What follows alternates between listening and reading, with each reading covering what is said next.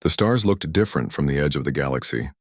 Commander Ellie Russell stood alone on the observation deck of the USS Pioneer, her eyes fixed on the strange darkness that spread out before her. This wasn't the familiar darkness of space, with its distant stars and nebulae. This was something else, a thick, almost living shadow that seemed to swallow light itself. Beautiful, isn't it? The voice behind her belonged to Captain Jack Monroe. He walked up beside her, his weathered face reflecting the eerie glow from the ship's instruments. "I'm not sure beautiful is the word I'd use, sir," Ellie replied. "Strange, maybe, or terrifying." Jack smiled. "That's why we're here, Commander. Strange and terrifying things have always called to humans." The USS Pioneer represented humanity's furthest push into unknown space. For years, the Galactic Alliance, a group of 12 ancient alien species, had warned humans to stay away from this region they called the Umbra. They said nothing could survive here. They said the darkness would swallow ships whole. But humans never listened well to warnings. "Status report?" Jack asked, turning his attention to the matters at hand. "All systems normal. We'll reach the coordinates for Outpost Horizon in about 6 hours. The construction teams are ready to begin work as soon as we arrive." Jack nodded. "And the crew?" "Nervous," Ellie admitted. "But ready. They believe in the mission." The mission was simple in words but enormous in meaning. Build the first human settlement at the very edge of known space. When the Alliance had refused to support the expedition, calling it suicidal foolishness, Earth's United Colonies decided to fund it themselves.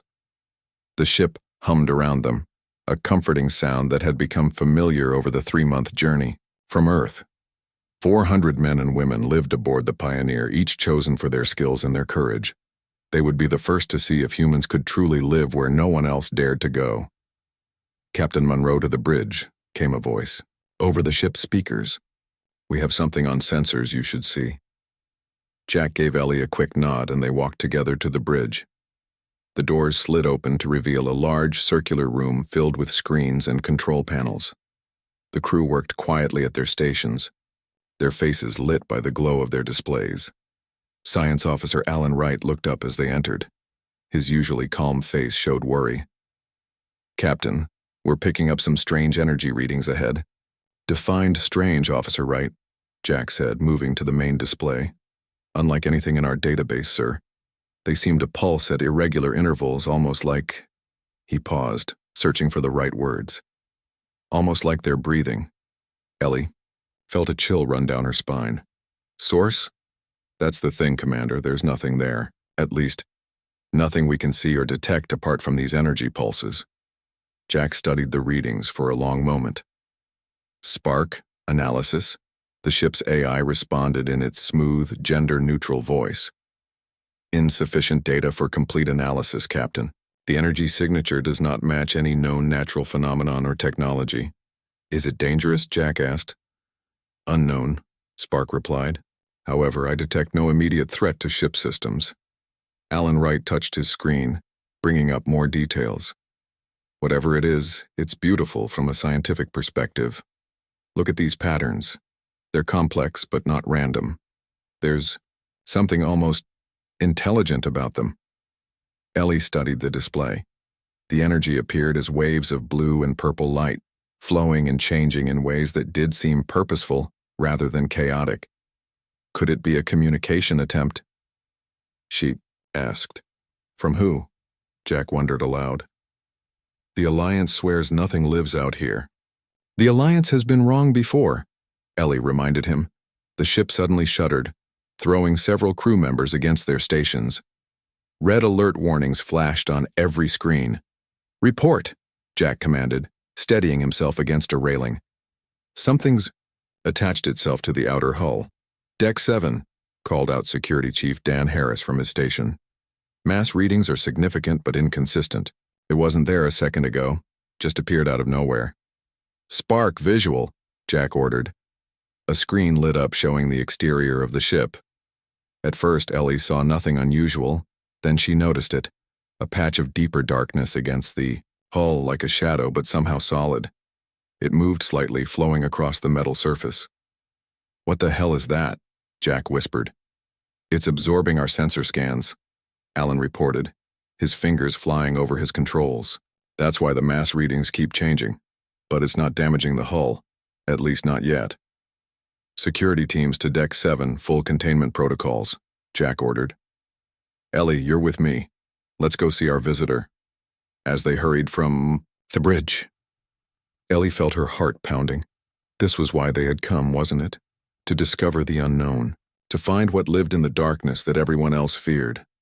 The corridor outside Deck 7 was crowded with security personnel in protective gear. They carried specialized weapons designed to work against various known alien physiologies, though Ellie doubted any would be effective against whatever clung to their hull. Status? Jack asked the security team leader. No breach, sir. But our sensors show the thing is somehow affecting the molecular structure of the hull. It's not damaging. It's changing it. Changing it how? Ellie asked. Before anyone could answer, the ship's lights flickered and went out. Emergency lighting came on seconds later, bathing everyone in a dim red glow. Captain, Sparks' voice came over the comms. The entity is drawing power from our systems. Not aggressively, more like tasting it. The wall beside them suddenly bulged inward, the metal rippling like water. Everyone stepped back, weapons raised. The bulge grew, stretching the wall material without breaking it. Don't fire unless I give the order, Jack said quietly. Let's not start a war if we don't have to. The bulging wall began to darken, turning, the same deep black as the shadow they had seen outside. Then, slowly, it formed a shape, something like a hand with too many fingers, reaching into the corridor. Ellie stared, both frightened and amazed. It's trying to make contact, she whispered. In the 300 years since humans had joined the galactic community, they had met dozens of alien species. But nothing like this. Nothing that could move through solid metal, that could exist in the vacuum of space without protection. The hand-like shape paused, hovering in the air. Then it seemed to notice Ellie. It moved toward her slowly. Commander, Jack said in a warning tone. It's okay, she replied, though she wasn't sure of that at all.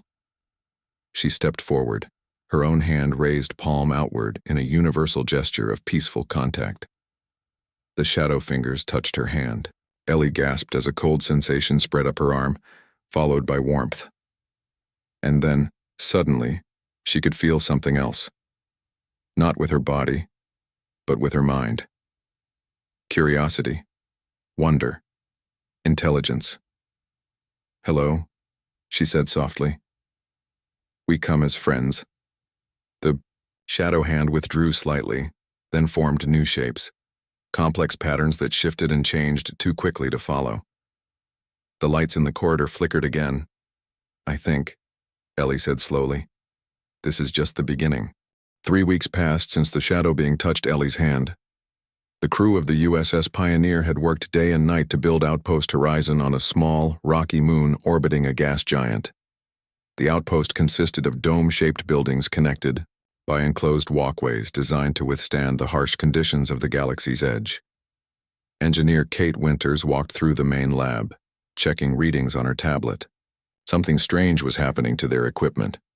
The power systems were producing more energy than they should, and computers were processing data faster than their specs allowed.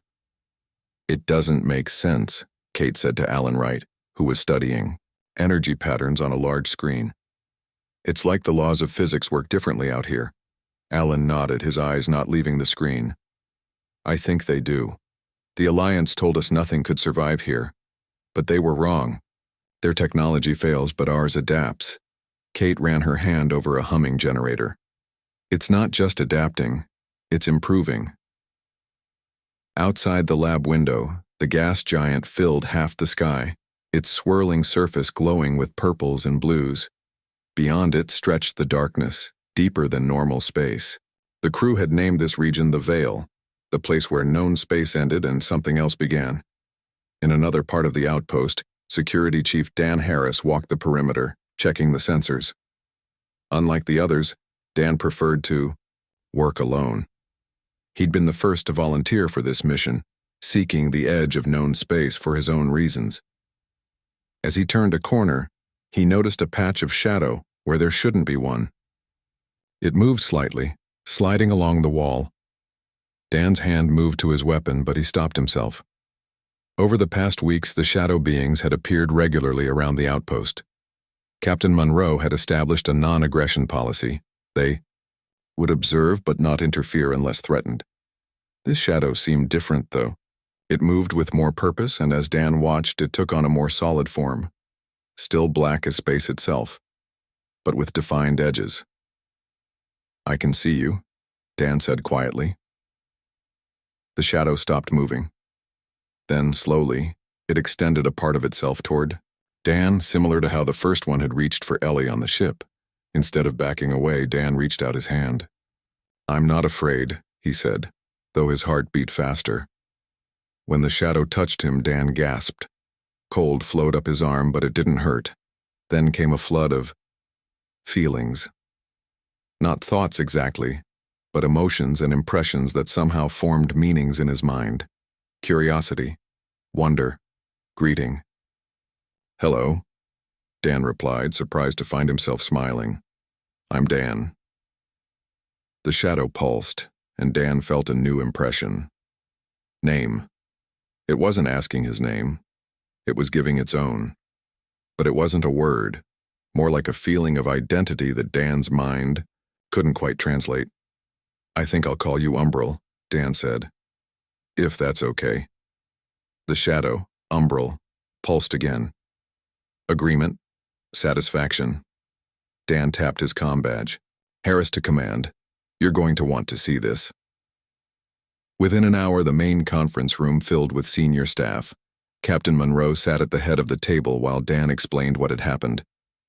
The shadow being hovered near the ceiling, occasionally changing shape. "It seems to communicate through emotional impressions," Dan explained. "Not words, but feelings that somehow carry meaning." Medical Officer Sophia Cruz leaned forward, fascinated. "This explains some of the brain scans I've been seeing. Many crew members are showing increased activity in regions associated with emotional processing and pattern recognition. Are we being affected by them?" Jack asked, concern in his voice. "I think we're adapting," Sophia replied, "changing to better perceive their form of communication." Ellie watched the shadow move across the ceiling. "They're not hostile. They could have harmed us many times if they wanted to. The Alliance told us this region was empty, that nothing could survive here," Jack said. "Either they were wrong, or they lied." The shadow descended from the ceiling, forming a shape like a flat disc in the center of the table. It pulsed, and those closest to it, Dan, Ellie, and Jack, felt a wave of impressions. Warning. Danger. Alliance. "I think it's trying to tell something about the Alliance," Ellie said slowly. The shadow changed shape again, forming what looked like multiple disc shapes. Then some of the shapes disappeared. "I think," Alan said, watching carefully. "It's saying there were more of them once." And something happened. The shadow pulsed stronger. Agreement. Sorrow. Memory. Over the next few hours, through a difficult back and forth of impressions and interpretations, the crew pieced together the truth. The Umbrals were native to this region, living in symbiosis with the strange energy anomalies. They weren't physical beings, as humans understood the term, but conscious patterns within space itself. The Alliance knew of their existence, but considered them a threat. Too alien to communicate with, too powerful to control.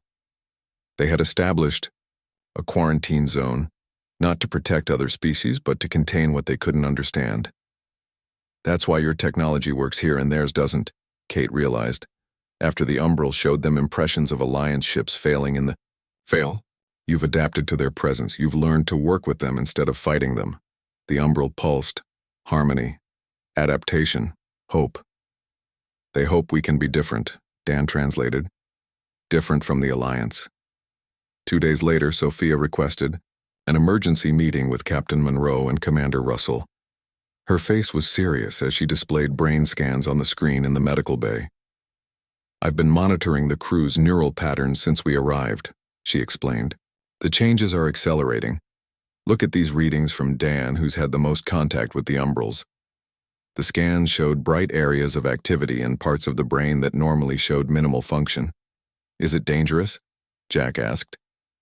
Actually, the opposite, Sophia replied. It's like we're awakening parts of our brains we never used before. Dan can now sense the umbrals even when they're not visible, and others are starting to develop similar abilities. It's not just mental, she continued. I'm seeing subtle changes in our sensory organs, eyes, ears, even skin cells. We're physically adapting to perceive aspects of reality that were invisible to us before. Ellie looked at her own hands, wondering if they were changing in ways she couldn't yet see. So what happens to us the longer we stay here? I don't know, Sophia admitted, but I don't think we should leave even if we could. I think we're witnessing the next step in human evolution. Outside the medical bay window, more shadow forms had gathered, watching the outpost with what felt like hopeful curiosity. The darkness at the galaxy's edge wasn't empty at all. It was filled with life that humans were only beginning to understand. 6 months passed since the first contact with the umbrals. Outpost Horizon had grown from a small research station into a thriving community. The single dome now spread across the moon's surface with multiple buildings connected by transparent tunnels. Inside these structures, humans and shadow beings worked side by side. Greg Foster sat in his lab surrounded by strange equipment.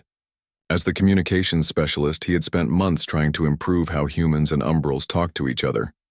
The emotional impressions worked, but they weren't precise enough for complex ideas. Try again, Greg said to the umbral floating beside him. He had named this one Echo, because it seemed to repeat and amplify the emotions of those around it. Echo pulsed, sending a wave of feelings into Greg's mind. Over time, Greg had learned to interpret these sensations more clearly. This one felt like excitement mixed with concern. I know, Greg replied, adjusting settings on his device. If this works, everything changes. The device in front of him looked like a helmet with dozens of thin wires extending from it. Each wire ended in a small pad designed to touch the skin. Greg had built it based on Sophia Cruz's brain scans and Kate Winter's engineering insights. Here goes nothing, he said, placing the helmet on his head. The effect was immediate and overwhelming. Echo's next pulse hit Greg not as vague emotions but as clear concepts, almost like words but richer, filled with context and meaning. It works, Greg shouted, his voice echoing in the lab. I can understand you clearly. Within days, Greg had made enough translation devices for all the senior staff. Captain Monroe called a meeting in the main conference room to test them. The room had changed over the months, now designed to accommodate both humans and umbrals with special platforms where the shadow beings could rest and interact. Let's start simple, Jack said, adjusting his helmet. Ask them why they call this region the Veil. Dan Harris, who had become the main liaison with the umbrals, directed the question to the largest shadow being in the room. They had named this one Nexus as it seemed to be a leader or representative. Nexus pulsed, and through their devices, everyone heard, felt the response. The words weren't exactly speech, but translated concepts that appeared in their minds. The senior staff looked at each other in amazement. Ask them about the Alliance, Ellie suggested. Why do they fear the umbrals? Nexus's form darkened, showing what they had learned was the umbral equivalent of emotion. Alan Wright leaned forward. But humans evolved in light too. Why can we adapt to perceive you when they can't? That's why they warned us not to come here, Jack realized. Not to protect us, but because they're afraid of what we might become if we learn to communicate with you. The implications were enormous. For centuries, humans had been the newcomers in galactic society, often looked down upon by older species, as primitive or unsophisticated. But here, at the edge of known space, they had found beings who saw unique potential in humanity. Over the next few weeks, the translation technology improved rapidly. Greg created smaller devices that could be worn as earpieces, allowing for more natural interaction. The umbrals helped, guiding the development with their own insights about how thought and communication worked. As understanding grew between the species, The Umbrals revealed more about themselves and the nature of the darkness at the galaxy's edge. It's not actually dark out there, Alan explained to a group of researchers. We just couldn't see what was there before. The region is filled with energy and matter that exists outside the electromagnetic spectrum we normally perceive. Sophia Cruz added, It's like we were colorblind, seeing only part of reality. The Umbrals exist in all the colors we couldn't see. One day, as Ellie was working in her office, the communication system chimed with an incoming message from Earth. Her heart beat faster when she saw it was marked urgent and encrypted. Commander Russell, said the serious face of Admiral Ben Lewis when the message opened. I hope this finds you well. I'm afraid I have troubling news. Ellie listened with growing concern as the Admiral explained that Alliance representatives had delivered an official protest to Earth's United Colonies government. They demanded that all personnel be withdrawn from the Umbra region immediately. They claim we're violating a quarantine zone established for the safety of all galactic life, the Admiral continued. Their language is diplomatic, but the threat is clear. Either we recall you voluntarily or they'll take action. After the message ended, Ellie sat in silence, weighing their options. The Pioneer could make the journey back to Earth, but many of the crew had developed deep connections with the Umbrals. Some, like Dan, had changed so much they might not be able to readjust to life outside the Veil. She called an emergency meeting with the senior staff and shared the Admiral's message. The room erupted in protests. We can't leave, Kate insisted. This is the most important scientific discovery in human history. And what about the Umbrals? Dan asked. We've promised to help them, to be allies. Jack raised his hands for quiet. Before we decide anything, we should talk to the Umbrals. They deserve to know what's happening. When Nexus and several other Umbrals joined the meeting, Ellie explained the Alliance's demand and asked for their thoughts. Nexus grew very still, its form becoming almost invisible before responding through the translator. Alliance has attempted cleansing before. Many cycles ago, many of us were lost. Cleansing? Ellie asked, a chill running down her spine. You mean they attacked you? The room fell silent as the humans absorbed this information. They weren't just facing evacuation, they were facing the possible destruction of their Umbral allies. Then we stay and fight, Dan said firmly. Jack shook his head. We have one ship and a small outpost. We can't win a battle against the Alliance fleet. Maybe we don't need to fight. Ellie said slowly, an idea forming. The Alliance fears what they don't understand. So maybe it's time they understood exactly what they're dealing with, and what humanity has become out here in the darkness.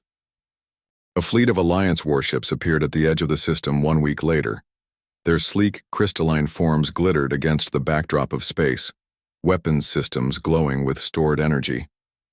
The humans of Outpost Horizon watched them on, the main view screen with a mixture of fear and determination.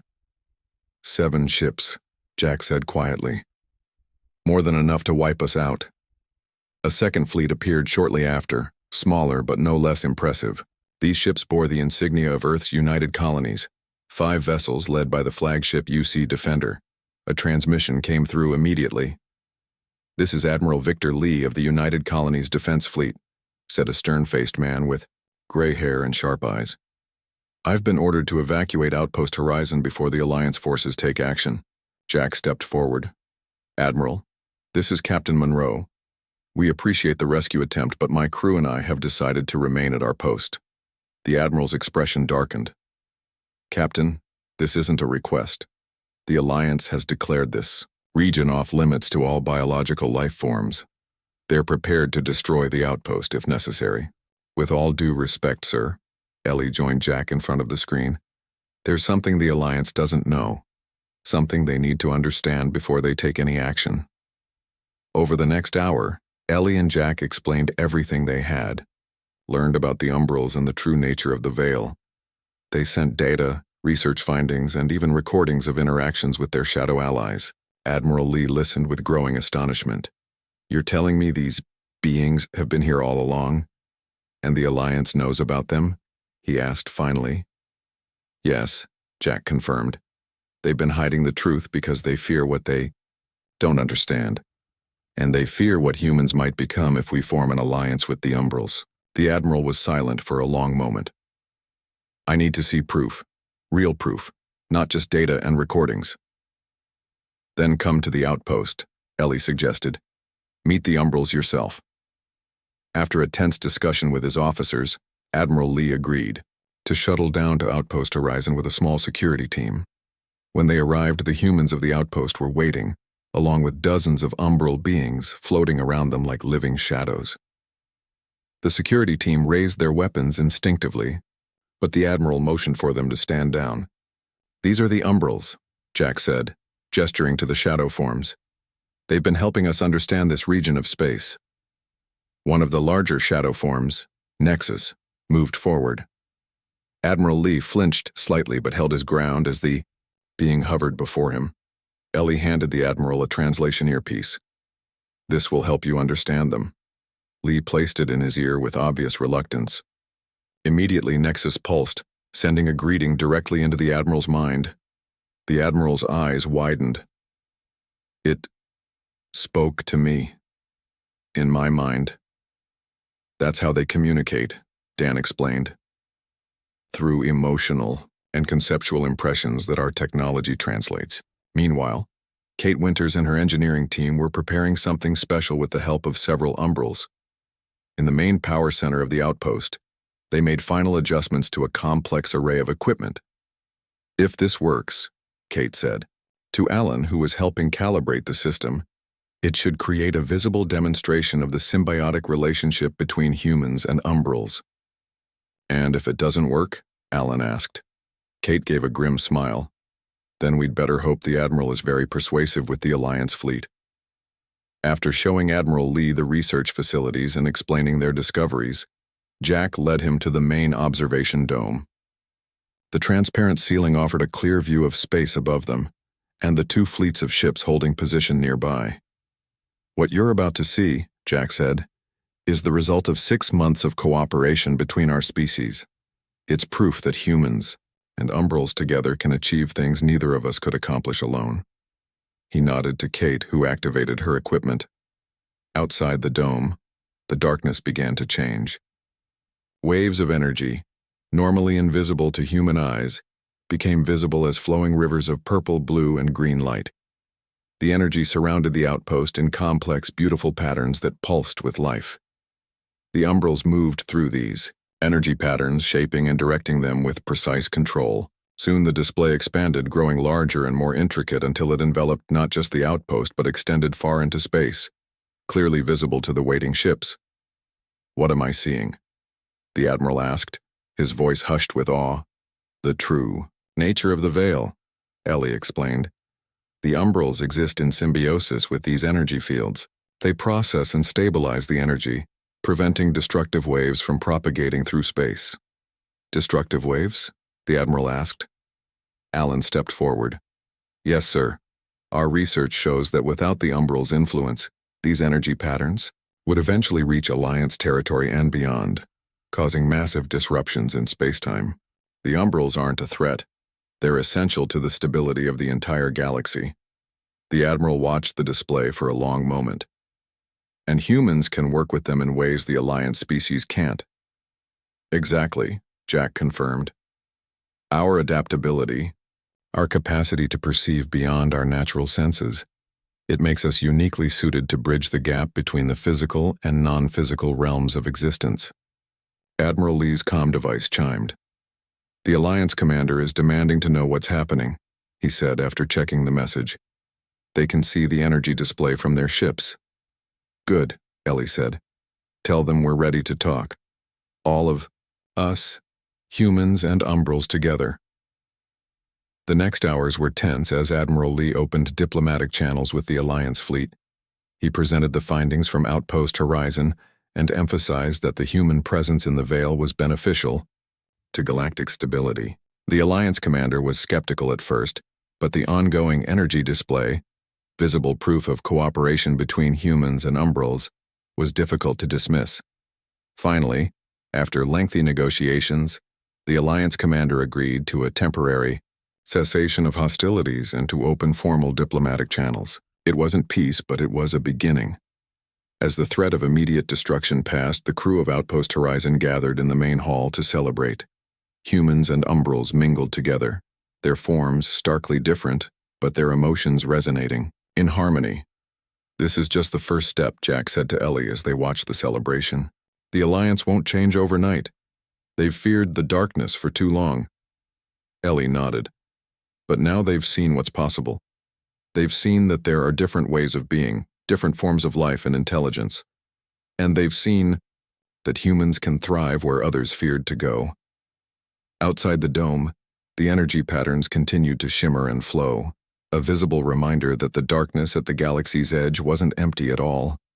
It was filled with life and possibility, a new frontier for humanity to explore. 2 years had passed since the standoff with the Alliance fleet. Outpost Horizon had grown into something new. Embassy Umbra, the first settlement where physical and non-physical beings lived together. The original dome structures now spread across the small moon's surface, some designed for humans and others specially created for the umbrals. Ellie Russell stood in her office, adjusting the formal uniform she rarely wore. The shoulder insignia showed her new rank, Ambassador Russell. Through the window, she could see both human and umbral forms moving through the settlement, working together on projects that would have seemed impossible just a few years ago. "Ready?" asked Jack Monroe, now Admiral Monroe after his promotion. He had returned to Umbra to witness this historic day. "As ready as I'll ever be," Ellie replied. "I never thought I'd be speaking to the Alliance Council." Jack smiled, "And I never thought they'd listen. But here we are." Together, they walked to the main transport bay where a small delegation waited. The group included human scientists and diplomats, as well as 5 umbral representatives. The shadow beings hovered above the floor, their forms shifting with anticipation. "The ship is ready, Ambassador," reported Greg Foster. His translation devices had evolved into small implants that most humans at Embassy Umbra now wore, allowing seamless communication with the umbrals.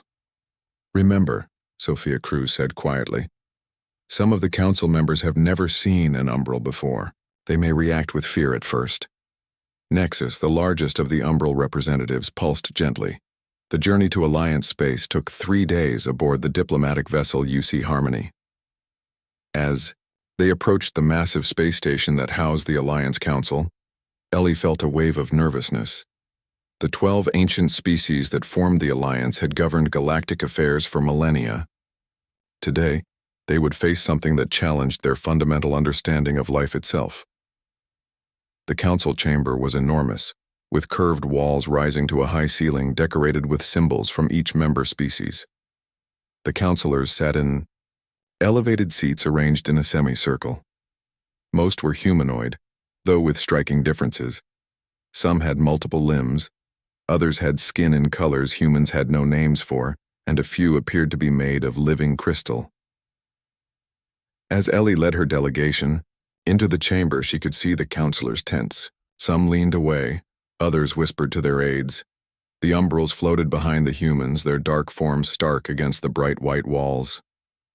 "Approach, Ambassador Russell," said the council leader, a tall being with silver skin and 4 arms. "The Alliance Council recognizes the delegation from Earth's United Colonies and the Umbral Collective." The words seemed difficult for the leader to say, but the fact that the umbrals were officially acknowledged represented progress. Ellie stepped forward to the speaker's platform. "Honored councilors, I thank you for granting us this audience. Today marks a historic moment. The first time representatives of the Umbral Collective have been welcomed in Alliance space." She gestured to the umbrals floating behind her. "For centuries, your people have feared what you called the darkness. At the edge of the galaxy, you established quarantine zones and warning beacons. You told stories of ships and crews lost to the void." Several councilors shifted uncomfortably, but Ellie continued. "But humans discovered that the darkness wasn't empty. It wasn't dangerous, it was simply beyond your perception." At her signal, Nexus floated forward. The councilors watched with obvious tension as the shadow being hovered beside Ellie. "With the help of technology," Ellie explained, "humans have learned to communicate with the umbrals. And in the process, we've changed. We've evolved to perceive aspects of reality that were invisible to us before." To demonstrate, Ellie removed her translator implant and set it on the platform. She closed her eyes for a moment, focusing on the new senses she had developed during her years at Embassy Umbra. When she opened her eyes again, she looked directly at Nexus and began to communicate. Not with words or technology, but with the emotional and conceptual impressions the Umbrals used. The chamber fell silent as human, and Umbral conversed without technology. Ellie's facial expressions shifted as she received and sent impressions, and Nexus's form rippled and changed colors in response. After a minute, Ellie turned back to the stunned council. What you just witnessed wasn't possible 2 years ago. Humans are adapting, evolving to bridge the gap between our worlds. This is precisely what concerns us, Ambassador, the council leader said. Your species is changing in ways we cannot predict or control. With respect, Ellie replied, control has never been humanity's strong suit. Exploration, adaptation, growth, these are our strengths, and they're exactly what the galaxy needs right now. Over the next 2 hours, the human scientists presented their research, showing how the Umbrals maintained stability in the energy fields that affected all of space. They demonstrated how human-Umbral cooperation improved this process, potentially benefiting all species. Finally, the Council voted. It wasn't a complete victory. The Alliance acknowledged the sovereignty of the Umbral Collective but placed strict limits on human-Umbral activities. Still, it was a beginning, a crack in the wall of fear that had separated the species for so long. As they left the Council chamber, Jack walked beside Ellie. What happens now? Ellie smiled. Now we go home and keep building. More humans arrive at Embassy Umbra every month. Scientists, explorers, people looking for something new. We're creating a society unlike anything seen before in the galaxy. Jack looked at the Umbrals floating alongside them. You know, when we first set out for the Edge, I never imagined this. I thought we'd plant a flag, build some outposts, maybe find some resources. Instead, we found new ways of being, Ellie said. New ways of thinking. That night, back aboard the UC Harmony as it began its journey home, Ellie wrote in her personal journal, "We came to the Edge seeking new worlds, and found instead new ways of being. The Alliance feared the darkness because they couldn't control it. Humanity thrived in it because we were willing to be changed by it. Perhaps that is our species' greatest strength, not our technology or our intelligence, but our endless capacity to adapt, to transform, and to find light in the places others can only see shadow. At the edge of the galaxy, in the darkness between stars, humanity has found its place in the cosmos, not as conquerors or subjects, but as bridges between worlds thought incompatible. We thrive where others feared to go, and in doing so, we reshape not just ourselves, but the galaxy around us. The journey has only just begun."